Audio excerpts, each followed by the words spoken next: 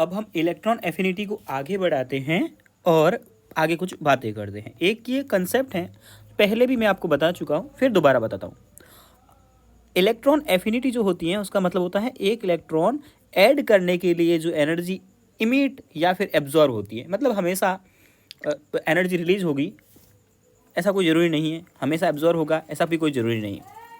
लेकिन ऑक्सीजन के केस में क्या होता है कि आप ऑक्सीजन में एक इलेक्ट्रॉन ऐड करने गए तो पहली बार एनर्जी आपसे वहाँ पे प्रोसेस से रिलीज हुई है। क्या हुई है? रिलीज हो गई एनर्जी। कितनी हुई है? 141। ओके, अब इसको आप क्या बोलोगे? एक्सोथर्मिक प्रोसेस बोलोगे, क्योंकि एनर्जी रिलीज हो रही है। ठीक है, अगर एग्जिट होता है ना तो ऐसे याद कर दो, एग्जिट एनर्जी क्या हुई? एग्जिट हुई है ना, बाहर निकली, बाहर निकले तो एक्सोजीनस। ओके, और उसके आगे नेगेटिव साइन होगा। ओके, और उसके बाद में दूसरा प्रोसेस, ये पहले प्रोसेस में आपने क्या बनाया? ओ नेगेटिव बनाया। ओ नेगेटिव में एक और इलेक्ट्रॉन ऐड करके आपको ओ नेगेटिव 2 बनाओगे। क्यों? क्योंकि ऑक्सीजन में यही स्टेबल होता है। ठीक है, तो ओ नेगेटिव 2 बनाने जाओगे तो आपका ये इलेक्ट्रॉन और ये नेगेटिव आपस में होंगे रिपेल। क्या होगा इनमें? रिपल्सन होगा रिपल्सन। इस रिपल्सन की वजह से यहाँ एनर्जी दोबारा, ये तो हो गई ई ए फर्स्ट और ये होगी ई ए सेकेंड। तो ई ए सेकेंड जो होगी ना वो हो जाएगी आपकी, रिलीज नहीं होगी, वो एब्जॉर्ब होगी। यहाँ पॉजिटिव लगा है मतलब कि एनर्जी क्या हो रही है? एब्जॉर्ब हो रही है। मतलब कि ये प्रोसेस है एंडोथर्मिक, अपने को एनर्जी बाहर से देनी पड़ रही है उस प्रोसेस को। तो अगर अपन कभी को डायरेक्ट ओ से O-2 पूछे ना तो इन दोनों को जोड़ दो, -141 को और +744 को, तो ऑल ओवर ओ से O-2 बनाना क्या है? क्या हो गया? एंडो। तो ये याद रखना क्योंकि बहुत इंपॉर्टेंट है। ओ से ओ नेगेटिव बनाया, एनर्जी रिलीज हुई, एक्सोथर्मिक। ओ नेगेटिव से ओ नेगेटिव 2 बनाया तो नेगेटिव नेगेटिव के बीच में रिपल्सन हुआ, इसलिए एनर्जी बाहर से देनी पड़ी, तो एंडोजीनस। और ओ से O-2 बनाया तो मतलब ये दोनों प्रोसेस की बात कर रहा है। तो इन दोनों प्रोसेस को अपन इन दोनों ऑल ओवर देखेंगे कि 141 का तो पहले प्रोसेस में प्रॉफिट हुआ था, लेकिन बाद में इतना लॉस हो जाता है, तो ऑल ओवर प्रोसेस कैसी हो जाएगी? लॉस वाली हो जाएगी। ओके, कुछ ऐसे क्वेश्चन है, एक सिंपल सा क्वेश्चन आ गया अपने पास में कि प्रोसेस बताना एक्सोजीनस है या एंडोजीनस है। एन से एन नेगेटिव बना मतलब नाइट्रोजन में एक इलेक्ट्रॉन ऐड किया होगा। ठीक है, इलेक्ट्रॉन ऐड करोगे, बट आपने बताया था ना, याद किए थे, नी बैन बलिकोफेन, ऑर्डर याद किया था, बलिकोफेन, ये ऑर्डर आपने याद किया था। जब ये ऑर्डर याद किया था ना तो मैंने बोला था ये वाले जो होते हैं ना एंडोथर्मिक होते हैं, आपको बताया था, और ये सारे होते हैं एक्सो, ऐसा मैंने आपको बताया था। ठीक है, तो ये एन से एन नेगेटिव बन रहा है तो क्या हो रहा है? एंडो। और ओ से डायरेक्ट ओ नेगेटिव बनाना, किसी भी, मान ले कोई एलिमेंट लीजिए आपने, एक्स ले लिया, एक्स से अगर आप X-2 डायरेक्ट बनाते हैं तो वो हमेशा कैसा होगा? Endo, always. तो यहाँ एस से S-2 डायरेक्ट मतलब 2 इलेक्ट्रॉन डायरेक्ट ऐड कर रहा है, 2 तो डायरेक्ट नहीं ऐड कर सकता, पहले एक किया होगा तब एनर्जी रिलीज हुई होगी, फिर दोबारा ऐड करने गया तो एनर्जी एब्जॉर्ब हो गई, तो ऑल ओवर प्रोसेस कैसा हो गया? एंडोजीनस हो गया। ओके, अगला सोडियम पॉजिटिव था, अब पॉजिटिव के पास आप इलेक्ट्रॉन लेके आए। ठीक है, तो पॉजिटिव में इलेक्ट्रॉन पास लाए तो यहाँ तो रिपल्सन नहीं होगा, यहाँ तो अट्रैक्शन होगा। तो Na+ में इलेक्ट्रॉन ऐड करोगे तो ये चाहेगा यही पॉजिटिव, और इसमें अट्रैक्शन होगा तो आसानी से इलेक्ट्रॉन ऐड हो जाएगा, आसानी से ऐड होगा तो एनर्जी रिलीज होगी। तो कैसा प्रोसेस हो गया? एक्सोथर्मिक। फिर से इसको भी एक्सोथर्मिक बोल सकते हैं, पॉजिटिव में इलेक्ट्रॉन ऐड करने गए, आसानी से इलेक्ट्रॉन हो गया। एफ में, एफ से एफ नेगेटिव, ये तो अपन बोले ही है ना क्या होता है, ये एंडो बोले हैं इनका और इसका एक्सो बोले हैं, तो ये भी कैसा हो जाएगा? एक्सोथर्मिक प्रोसेस हो गया। ये वाले क्वेश्चन बहुत कम आते हैं लेकिन आ जाते तो मैंने आपको करवा दिए। फिर ये लोग ये ले लो, अपने को इसमें सब में पूरा में बताना है कि क्या इनका ऑर्डर है, तो इसमें कोई एक्सेप्शन नहीं है। डाउन द ग्रुप क्या होता है अपने पहले भी लिख चुके हैं अपन लोग, डिक्रीज होता है ये। ठीक है, लेकिन एक ये भी लिखे थे ना कि सेकेंड पीरियड और थर्ड पीरियड में से थर्ड पीरियड की ज़्यादा होगी, तो पहले कार्बन और सिलिकॉन में किसकी ज़्यादा होगी? इसकी, बाकी इंक्रीज होती जाएगी। नाइट्रोजन और फास्फोरस में फास्फोरस की ज़्यादा, बाकी इंक्रीज होती जाएगी। ऑक्सीजन की भी बात नहीं करेंगे क्योंकि इसमें एक्सेप्शन होता है बड़ा भयंकर वाला। ठीक है, बाकी फ्लोरीन और क्लोरीन में ये हो जाएगा। डाउन द ग्रुप डिक्रीज होती है, लेकिन सेकेंड पीरियड और थर्ड पीरियड में ये होता है ऐसे, कोई सा भी आ जाए तो। बट ऑक्सीजन फैमिली में क्या होता है, डाउन द ग्रुप डिक्रीज होगी, सही बात है, लेकिन ऑक्सीजन ऊपर नहीं, सबसे नीचे आ जाता है। इसलिए ऑक्सीजन फैमिली का ऑर्डर क्या हो जाएगा, सल्फर की सबसे ज़्यादा, फिर सेलूरियम, फिर टेलूरियम और फिर पोलोनियम, ऑक्सीजन सबसे पीछे, मोस्ट इंपॉर्टेंट है। ये एनसीईआरटी 11th में भी लिखा है और 12th में भी लिखा है, ठीक है, ओके, हो गया ऑर्डर। अब एक क्वेश्चन आता है, तो ये क्वेश्चन तो उससे मिल जाएगा कि इलेक्ट्रॉन एफिनिटी जो होती है, अगर सेम एलिमेंट है तो पॉजिटिव चार्ज के डायरेक्टली प्रोपोर्शनल, नेगेटिव के इन्वर्सली प्रोपोर्शनल। तो जैसे जैसे पॉजिटिव चार्ज बढ़ रहा है, इलेक्ट्रॉन एफिनिटी बढ़ रही है। अब अपन बात करेंगे आगे इस क्वेश्चन में। ये मिक्स क्वेश्चन है थोड़ा सा, ठीक है, मिक्स क्वेश्चन है। नाइट्रोजन और फास्फोरस में किसकी ज़्यादा होती है, क्योंकि नाइट्रोजन सेकंड पीरियड का है और फास्फोरस थर्ड पीरियड का है। तो अपन जस्ट अभी देख कर आए थे, नाइट्रोजन और फास्फोरस में से फास्फोरस की ज़्यादा होती है, तो नाइट्रोजन और फास्फोरस में से फास्फोरस की ज़्यादा है। ऑक्सीजन और सल्फर में से किसकी ज़्यादा है, सल्फर की सबसे ज़्यादा होती है, तो सल्फर की ज़्यादा है। अब आप ये ऑर्डर देखिए, नाइट्रोजन और ऑक्सीजन में से किसकी ज़्यादा है, नाइट्रोजन और ऑक्सीजन में से ऑक्सीजन की ज़्यादा है। तो ऐसे मिक्स क्वेश्चन, ये हार्ड से हार्ड क्वेश्चन ये बन सकता है। तो नाइट्रोजन और ऑक्सीजन में से किसकी ज़्यादा है, ऑक्सीजन की ज़्यादा है। वैसे ही फास्फोरस और सल्फर की भी अपन याद करके आए थे, वो दो, उन दोनों को पूरे क्वेश्चंस को मिक्स कर दिया बस। वैसे ही ऑक्सीजन और फ्लोरीन में से किसकी ज़्यादा होगी, सीधी सी बात है फ्लोरीन की ज़्यादा होगी। और देखो, तो इसमें देखो क्लोरीन की तो पूरी पीरियोडिक टेबल में ज़्यादा होती है, तो क्लोरीन को सबसे आगे रख देते हैं, ठीक है। और फ्लोरीन और ऑक्सीजन में से फ्लोरीन की ज़्यादा, और ऑक्सीजन और सल्फर में से सल्फर की ज़्यादा। तो सारे कंसेप्ट को मिक्स कर करके एक क्वेश्चन बना दिया आपके लिए। इससे हार्ड कोई नहीं आएगा, मतलब इतना हार्ड भी नहीं आएगा, सिंपल जो मैक्सिमम ऑर्डर आएगा तो वही आएगा जो आपको ये दे रखे हैं, ये वाले पीरियड ग्रुप वाले, और ये नी बैन बली को फैन और मांगे आ लिया न 25 किलो की आप। तो एक फिक्स से ऑर्डर है, पैटर्न है, रट लीजिए, काम आ जाएंगे, काम बन जाएगा आपका। बाकी में क्वेश्चन तो जितने होते हैं ना, आपने सोचोगे क्वेश्चन कम कराए भैया ने, बट मैं क्वेश्चन 150 क्वेश्चन तो अलग से करवाने वाला हूँ, और 150 क्वेश्चन का PDF आपको देने वाला हूँ, ठीक है।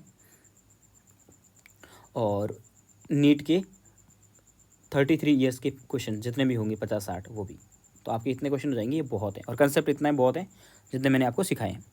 फिर आती इलेक्ट्रोनेगेटिविटी। इलेक्ट्रोनेगेटिविटी के बारे में बहुत सारी बातें लिखी होती है एनसीईआरटी में भी, लेकिन अपने को मतलब याद नहीं है।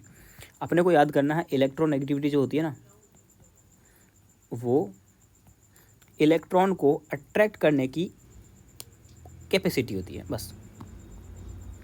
इलेक्ट्रॉन अट्रैक्ट करने की या इलेक्ट्रॉन डोनेट करने की, मतलब किसकी इलेक्ट्रॉन, ऐसा बोल सकते हैं आप, ठीक है।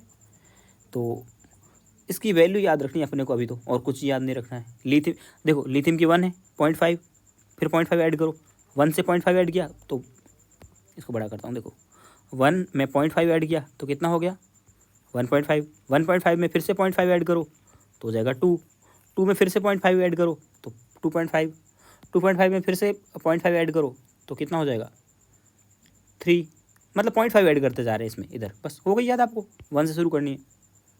और लेफ़्ट टू राइट क्या हो रही है, लेफ़्ट टू राइट जा रहा है तो क्या हो रही है, इंक्रीज़ हो रही है।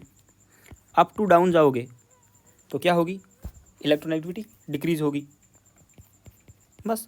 इसमें 0.3 से, इस पर 0.5 से इंक्रीज़ हुई थी, ठीक है, इसमें 0.3 से इंक्रीज़ हो रही है, देखते जाओ बस। और ये डाउन द ग्रुप डिक्रीज करनी तो 1, 0.8, 0.8, 0.9, 0.8, 0.7, 0.7, बस बात ख़त्म, ठीक है, हो गया, इतना बहुत है। इतना काम आपके लिए सफिशिएंट है, ये मोर देन सफिशिएंट है, इससे ज़्यादा कुछ पूछता भी नहीं है ना, तो अपने काम की चीज़ें नहीं होती। बहुत सारे आएंगे पीरियडिक टेबल में, मूलिकन एक्सपेरिमेंट, मूलिकन की टेबल, उसकी टेबल, इसकी टेबल, कोई पूछता नहीं है, एक ठीक है। बाकी जो काम में चीज़ें आएगी वो मैं आपको बताता जाऊँगा। उसके बाद बहुत सारे क्वेश्चन आएंगे, लेकिन एक चीज़ आती है ऑक्साइड की, ऑक्साइड के बारे में, ठीक है। हालांकि इस ऑक्साइड का वीडियो भी अलग से बना हुआ होगा। देखो एक होता है न्यूट्रल ऑक्साइड, कौन कौन होते हैं, ये क्वेश्चन आता, ये क्वेश्चन हर साल मिलेगा आपको, हर साल क्वेश्चन में मिलेगा, एग्जाम में मिलेगा ही मिलेगा। तो ऐसा कोई पेपर ही नहीं गया उस जगह 2022 वाला, शायद तक मैंने देखा नहीं पेपर पूरा ढंग से। तो मैं थोड़ा सा पेन छोटा कर लेता हूँ ताकि दिक्कत ना आए। N2O, NO, N2O, CO और वाटर, ये होते हैं न्यूट्रल ऑक्साइड। फिर आता है एसिडिक ऑक्साइड। कौन से होंगे?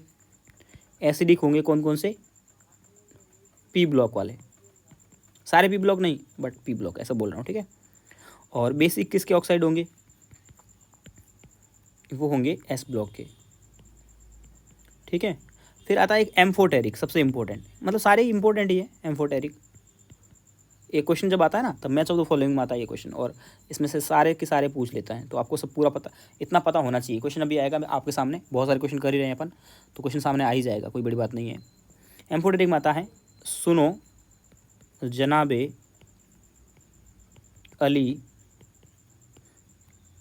बेकार गए सब पंजाबी ऐसे। इनके ऑक्साइड सारे के सारे होते हैं एम्फोटेरिक, बहुत इंपॉर्टेंट है। सुनो जनाब अली बेकार गए सब पंजाबी ऐसे, ठीक है। बाकी जितनी भी चीज़ें होगी अपन आगे बात करेंगे, कोई दिक्कत है नहीं। तो इस चैप्टर की जो थ्योरी वाला पोर्शन होता है ना, वो मोटा मोटी ख़त्म हो चुका है। अब अपन क्वेश्चन करेंगे, बहुत सारे क्वेश्चन प्रैक्टिस करने हैं, तब जाके सिलेक्शन होगा। आप ये सोचिए कि जितने मैं करवा रहा हूँ उतने के उतने आपको करने हैं, और आपको क्वेश्चन का PDF मेरे से ले लेना है, ठीक है। तो अभी अपन इसी वीडियो में क्वेश्चन से शुरुआत ही कर लेते हैं, और आपको कितने क्वेश्चन करवाने वाला हूँ। अब मैं 1-2 लॉन्ग वीडियो लेके आऊँगा, ये बात सुनिए, ठीक है। अब शॉर्ट्स वीडियो नहीं आएंगे, ज़्यादा शॉर्ट वीडियो से कोई मतलब नहीं है। अब आपको लॉन्ग वीडियो के साथ में चलना ही पड़ेगा। बोलता है विच ऑफ द फॉलोइंग, अब रेड पेन ले लेते हैं क्योंकि ब्लैक से प्रिंटेड है ना, तो रेड पेन से सही रहेगा। Which one of the following is an example of non typical transition element. Non typical transition element, transition element तो पढ़ा ही होगा। ट्रांजिशन एलिमेंट क्या होता है? D ब्लॉक वालों को ट्रांजिशन एलिमेंट बोलते हैं, ठीक है। तो डी ब्लॉक वाले आंसर में आएंगे, क्योंकि इसमें यही पूछा है कि ट्रांजिशन एलिमेंट कौन से, तो D ब्लॉक वाले। इसको हटा दो, क्यों? कैल्शियम है भाई S ब्लॉक का, इसको हटा दो, ये भी S ब्लॉक का, ये भी S ब्लॉक का, ये आ गया आंसर। अब बात बोलोगे भैया नॉन टिपिकल का क्या मतलब हो गया? तो जिंक, कैडमियम, मरकरी। अब जब अपन D ब्लॉक पढ़ेंगे ना तब डिटेल में बात करेंगे। जिंक, कैडमियम, मरकरी जो होते हैं ना, उनका इलेक्ट्रॉनिक कन्फिगरेशन D10 होता है पहले से ही। इलेक्ट्रॉनिक कन्फिगरेशन तो अपन पढ़े ही थे, D10 होता है। तो इनको है ना नॉन टिपिकल ट्रांजिशन एलिमेंट बोलते हैं बस, ओके। तो पहले का आंसर क्या हो गया? Third option. समझ में आ गया होगा। एक बार है ना पूरा चैप्टर रिवाइज कर लेना आज। Which of the following statement is wrong? Wrong पूछा आपने से। All the actinides are synthetic man made elements. सारे के सारे एक्टिनॉइड जो होते हैं ना वो आदमी ने बनाए हैं, तो ये सारी सही बात नहीं है। सारे के सारे तो कैसे ही बनाएगा आदमी, सारे के सारे तो नहीं होते मैन मेड, ठीक है। फिर भी अपन सारे ऑप्शन पढ़ते हैं क्योंकि आजकल नीट में सारे ऑप्शन पढ़ना कंपलसरी है। In lanthanoids last electron enters in 4f orbitals. सही बात है, लेंथेनॉइड को 4f सीरीज बोलते हैं, और जिसमें लास्ट इलेक्ट्रॉन एंटर करता है उसी के बेसिस पे उसका नाम होता है। जैसे कि आप S ब्लॉक पढ़ते हैं ना, तो लास्ट इलेक्ट्रॉन S में एंटर करता है। भले फर्स्ट सीरीज देखोगे S1 आता है, सेकंड देखोगे तो S2 आता है, P ब्लॉक में देखोगे तो लास्ट इलेक्ट्रॉन P में एंटर करेगा, D वाले में D में एंटर करेगा, तो F वाले में लेंथेनॉइड F ब्लॉक होता है, तो F ब्लॉक में F में एंटर करेगा।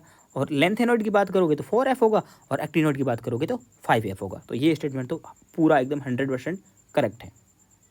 अगला बोलते हैं neptunium and onwards element are transuranic elements. अब ये एक NCERT की लाइन है, ये NCERT बोलती है 92 यूरेनियम 92 जो होती है ना, यूरेनियम 92 के बाद के जो भी एलिमेंट होते हैं ना, अब यही वाला स्टेटमेंट इसको इनकरेक्ट साबित कर देगा। देखो कुछ हो सकता है कुछ NCERT की लाइन एक छूटी हुई होगी, तो मैं यहाँ क्वेश्चन में करवा दूंगा ना, 150 क्वेश्चन आएंगे, तो ऐसा कुछ भी नहीं होगा कि जो बच जाएगा। तो नेपच्यूनियम यूरेनियम 92 के बाद में जो भी एलिमेंट आता है उसको बोलते हैं ट्रांस यूरेनिक एलिमेंट्स। बात समझ में आई? और जब आपने F ब्लॉक तो पढ़ ही लिया है, तो F ब्लॉक पढ़ चुके तो उसको पता है यूरेनियम के बाद में कौन कौन से आते हैं। वो था ना, थोड़े आए पहलवान कम बिकेंगे, थोड़े पहलवान उनसे निपटेंगे, पुराने आम कम। लिख देता हूँ एक बार, थोड़े पहलवान उनसे निपटेंगे, पुराने आम कम बिकेंगे, कैफे में ऐसे फरमाओ, मैडम नाश्ता लगाओ। तो ये यूरेनियम, ये आता है यूरेनियम, यूरेनियम 92 पे। इसके बाद जो भी एलिमेंट आते हैं इनको सबको बोलते हैं ट्रांस यूरेनिक एलिमेंट। क्या बोलते हैं इनको? Transuranic element. और ट्रांस यूरेनिक एलिमेंट यूरेनियम 92 के है, ठीक है। तो नेपच्यूनियम ट्रांस यूरेनिक है, ये बोला नेपच्यूनियम, और उसके बाद वाले सब ट्रांस यूरेनिक है, तो सही बात है। नेपच्यूनियम ऑनवर्ड मतलब उसके बाद वाले सारे के सारे ट्रांस यूरेनिक है, सही बात है। ये भी स्टेटमेंट करेक्ट हुआ। Lanthanum is D block element, सही बात है। लेंथेनॉइड जो होती है ना वो स्टार्ट होती है यहाँ से, सीरियम से। ऊपर अपन लिखते हैं ना ला के पैर नदी में, तो मैंने आपको बताया भी था कि एल जो होता है वो लेंथेनॉइड नहीं होता, वो लेंथेनम है और डी ब्लॉक का एलिमेंट। तो ये बात भी सही है। तो स्टेटमेंट गलत कौन सा हुआ? यही स्टेटमेंट गलत हुआ, और ये अपना करेक्ट आंसर होगा, क्योंकि रॉन्ग स्टेटमेंट पहचाना था। सारे एक्टिनाइड मैन मेड नहीं होते हैं, ये नेपच्यूनियम और उसके बाद वाले जो होते हैं उनको ट्रांस यूरेनिक बोलते हैं, और वही मैन मेड होते हैं। अच्छे से एक्सप्लेन कर रहा हूँ ना, प्लीज़ बता दीजिएगा, कुछ भी कमी हो तो मैं आपके लिए चेंज कर लूँगा, मतलब सही से थोड़ा और सुधार कर लूँगा। अगर आपको ऐसा लगे तो आप कमेंट कर लेना। Transition elements are, transition elements किसको बोलते हैं? अब यार ट्रांजिशन एलिमेंट के बारे में तो आपको भी पता लगेगा कि ट्रांजिशन एलिमेंट बोलते हैं एस ब्लॉक, ये पीरियोडिक टेबल का पहले बता चुका मैं थ्योरी में। ये पी ब्लॉक, इनके बीच वाले एलिमेंट्स को बोलते हैं ट्रांजिशन एलिमेंट्स। तो ये तो डी ब्लॉक वाले हो गए ट्रांजिशन एलिमेंट्स में हैं। तो ए ग्रुप में कौन आता है? फर्स्ट ए और सेकंड ए, एस ब्लॉक आता है। और एल्कली अर्थ मेटल भी एस ब्लॉक को बोलते हैं। पी ब्लॉक को हटा दो तो सब ग्रुप बी वाले, जो बी सब ग्रुप किसको बोलेंगे? इन्हीं को तो बोलेंगे, डी ब्लॉक को। बी सब ग्रुप का मतलब होता है डी ब्लॉक। और मैं पहले बता चुका हूँ, ये ग्रुपिंग की नंबरिंग जो थी ना उसको तो मैंने बहुत ज़्यादा अच्छे से ध्यान दे के करवाया था, ठीक है, समझ में आई बात। अगला, विच of the following statement is wrong? Wrong के ऊपर बोला हमारी। Total number of liquid elements in the periodic table is 6। अब लिक्विड एलिमेंट कितने हैं? कौन काउंट करने बैठेगा?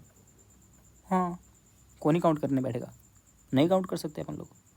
कुछ बोलते हैं फ्रेंसियम होता है, सीजियम लिक्विड होता है, ब्रोमीन लिक्विड होता है, और भी कुछ होते होंगे, पता नहीं, बट एनसीईआरटी ने भी लिखे हैं, बट याद नहीं होते अपने को। First metal element in the periodic table is lithium. हाँ, हाइड्रोजन, हीलियम, लिथियम। हाइड्रोजन भी गैस है, हीलियम भी गैस है, और लिथियम पैसा पहला कोई एलिमेंट है जो मेटल है। ये स्टेटमेंट सही है। Okay, all type of element are present in 6th period. अब देखो, अगर आप 6th पीरियड की बात करोगे ना, तो 6th पीरियड में आपका लेंथेनॉइड भी आएगा, एक्टिनॉइड भी आएगा, सब कुछ आएंगे। लेंथन 6th और 7th में देखो, पहले पीरियड में कौन आता है? सिर्फ एस ब्लॉक आता है। दूसरे में कौन आता है? पी और एस आते हैं। फिर तीसरे में कौन आएगा? फिर से एस और पी आएंगे। चौथे में कौन सा आएगा? एस पी डी आएगा। वैसे ही छठे और सातवें में एस पी डी एफ, सारे के सारे टाइप के एलिमेंट आते हैं। तो ये स्टेटमेंट करेक्ट था ऊपर वाला, ये भी करेक्ट था, ये भी करेक्ट था। अपने को रॉन्ग चाहिए। Iodine is a gaseous element, ये इनकरेक्ट है, अपने को इनकरेक्ट ही ढूंढना था। देखिए बता देता हूँ मैं आपको। आयोडीन की बात करोगे तो सबसे पूरा एलिमेंट पहला फ्लोरीन, फिर क्लोरीन, फिर ब्रोमीन और फिर आयोडीन। पी ब्लॉक में पढ़ना भी होगा, और इसकी फिजिकल स्टेट भी पी ब्लॉक में दी हुई है। और पहली बात बताऊँ मैं आपको, डाउन द ग्रुप जाते हो ना तो डेंसिटी बढ़ती है। तो ये डेंसिटी बढ़ते बढ़ते फ्लोरीन गैस थी, क्लोरीन भी गैस थी, ब्रोमीन लिक्विड था, और आयोडीन सॉलिड हो जाता है, जबकि ये बोल रहा है आयोडीन गैस है। तो ये इनकरेक्ट स्टेटमेंट है, और इनकरेक्ट स्टेटमेंट ही रॉन्ग स्टेटमेंट ही अपने को ढूंढना था। ये अपने को याद ही रखना पड़ेगा, पी ब्लॉक में पढ़ते हैं इसको। अगला है, discovery of the which elements following group of elements death below Newlands law. ये बोलता है कि हाँ, न्यूलैंड का जो लॉ था, न्यूलैंड का लॉ क्या था भाई? कि पहले एलिमेंट और 8वें एलिमेंट के कैरेक्टर मैच करते हैं, जैसे संगीत के स्वर मैच करते हैं, और ये सिर्फ कैल्शियम तक वैलिड होता है। मैंने आपको बताया भी था कि कैल्शियम तक ही वैलिड होता है, और जैसे ही इनर्ट गैस की डिस्कवरी हुई थी वो इनवैलिड हो गया था, बताया था आपको। अगला है, in the Dobereiner triads all 3 elements have same. अब डोबेराइनर ट्राइड जो थे ना, अपन ने उनके बारे में क्या पढ़ा था? कि वो हमेशा ग्रुप के एलिमेंट होंगे। कहाँ से होंगे? ग्रुप के होंगे, कभी भी पीरियड के नहीं होंगे, पीरियड के नहीं होंगे, ग्रुप के होंगे। तो ग्रुप में क्या होता है, ग्रुप के एलिमेंट्स में क्या सेम होता है, प्रॉपर्टीज सेम होती हैं। इलेक्ट्रॉनिक कन्फिग्रेशन नहीं सेम हो सकता है।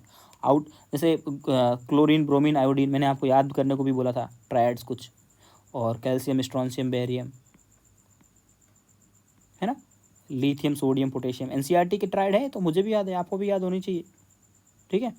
तो लिथियम सोडियम प्रॉपर्टीज़, तो इसमें देखो, इसमें अगर आप देखो इलेक्ट्रॉनिक कन्फिग्रेशन सेम नहीं है, आउटर इलेक्ट्रॉनिक कन्फिग्रेशन बोलता ना तो फिर भी बात होती, प्रॉपर्टीज सेम होती। क्यों, ग्रुप में प्रॉपर्टी सेम होती है। प्रॉपर्टी का मतलब क्या हो गया, फिजिकल या केमिकल, बस सही सी बात है। तो इस वीडियो को यहीं अपन करते हैं एंड।